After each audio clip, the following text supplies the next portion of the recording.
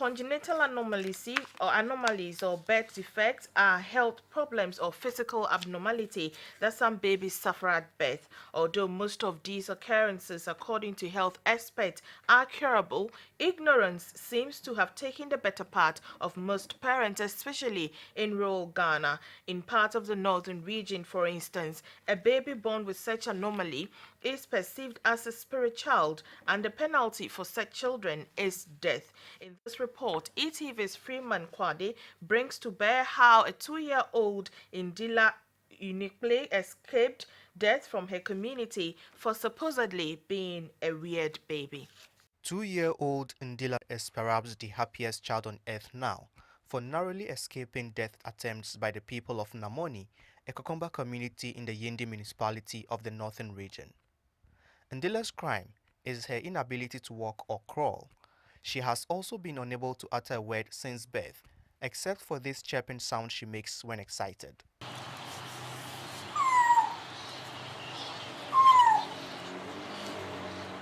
This, members of her community consider strange and having a spiritual connotation.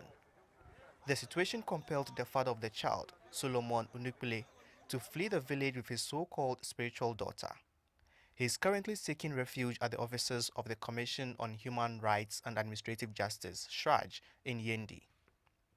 Narrating their ordeal, Solomon alleges his wife, Yawa, instigated the killing of their second child.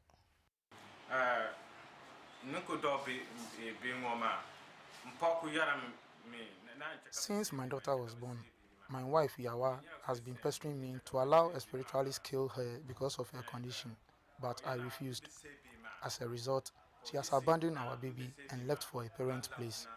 She has vowed never to return until I accept her decision to kill the baby, because she feels embarrassed having Indila around. Now the community is after us, but I cannot allow it happen because I'm a Christian. Solomon says he fears to return to the village with his child because he cannot tell what might happen to her.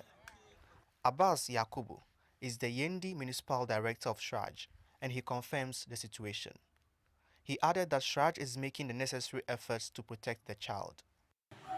When we actually received the case, he also indicated that it is as a result of our sensitization program that we've been undertaking in the municipality that has made him to bring the child to the commission for us to rescue the child. And then what actually the commission is doing here is that we are actually working along the clock to ensure that the child gets protected by getting in touch maybe with the social welfare and other agencies that will take care of the child. However, the issue of the woman leaving the child for the man, it is criminal because the child is a lactating child who is still breastfeeding, and of course, once she's breastfeeding, the woman shouldn't have allowed the child and run away, because in doing that, you are posing threat to the child life, and once you pose threat to the child life, it's a criminal offense under the law.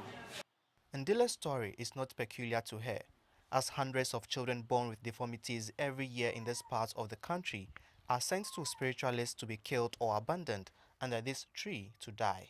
Sad as it may seem, there is no one to educate these local folks against their atrocious crimes. Freeman Kwade's report for ETV News.